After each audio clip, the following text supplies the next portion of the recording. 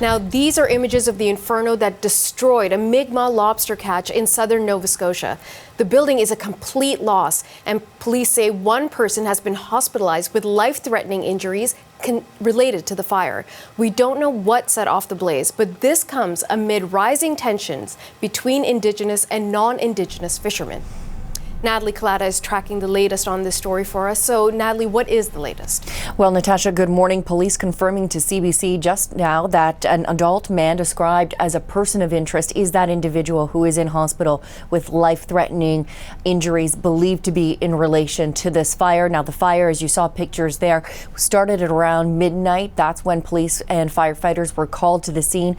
Over 80 firefighters responded from 8 different departments at this lobster pound in southern Nova Scotia. Now, it was being used by Mi'kmaq fishers to store their catch. The fire so intense that it burned the building completely to the ground. Police saying that the building was not occupied at the time and no employees were injured. But as we just said, one person of interest now in hospital with life-threatening injuries, that coming from police. Now, this location, this building, was one of 2 facilities last week that was ransacked by hundreds of commercial fishermen, where catches were tossed, vehicles were vandalized, and the facilities were damaged. The building, as you said, being called a total loss. And we are now also learning a little bit more as we know that a person of interest is in hospital with life-threatening injuries. Natasha.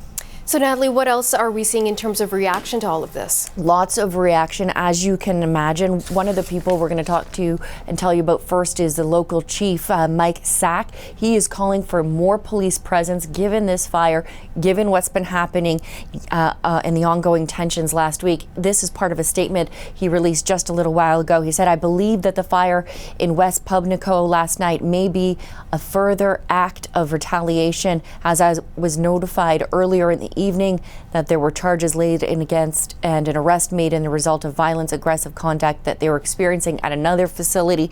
That being said, it is important to note, Natasha, no cause has been determined of this fire. It is still being investigated, though it is deemed suspicious. We're also hearing from senators in Nova Scotia. Here is a little bit what they had to say.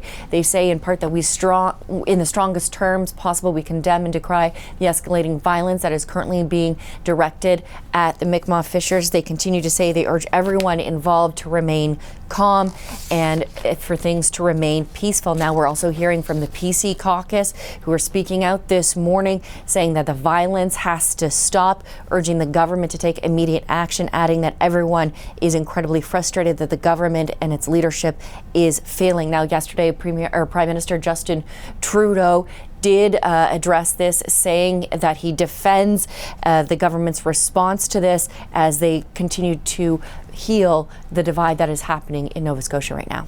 Okay, thanks, Natalie. You're welcome. And you heard Natalie reference Chief Mike Sack. Now, he represents the Indigenous fishermen in that community. He spoke to us earlier from Digby, Nova Scotia, and gave us his take on the story, including how his community can move forward with commercial fishermen and whether the government is doing enough. We all believe and know that if the shoe was on the other foot, there would be a ton of cops here. The Army would be here, National Guard, everyone. It's I'm not sure why our lives are less valuable than anyone else. The commercial fishermen, they just need to believe that we're there to make sure that the lobster will always be there for 7 generations to come. And in time, we will fully divulge our plan to them and make them comfortable with it. We have people that are badly influencing them and very unfortunate. They're turning on their own people, and I don't like to see that. There's no room in this world for hate. Everyone has a hard enough time. We're some tough times, and I just wish them all well. I think it's horrible all the way around. Our people are refused fuel, traps, gear, bait, you know what I mean? And everyone that we worked with are all turning their back on us, and just because of fear for their life or their business. And it's 2020, we all bleed red. So I think that, we all need love, not hate, and somebody needs to help out.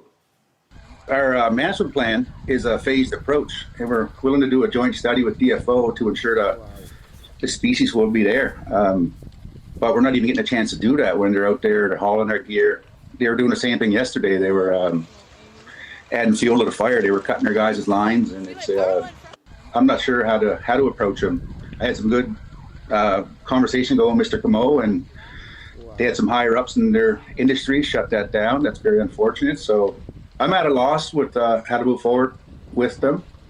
Not saying I'm not willing to, you know what I mean? But it's where do we take it from here?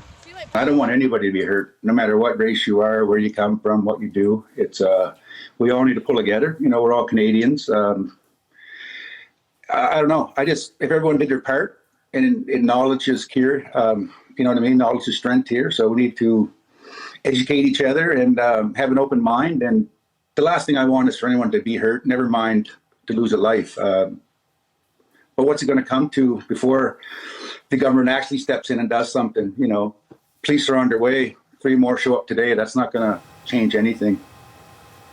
That was Chief Mike Sack speaking to us from Digby, Nova Scotia.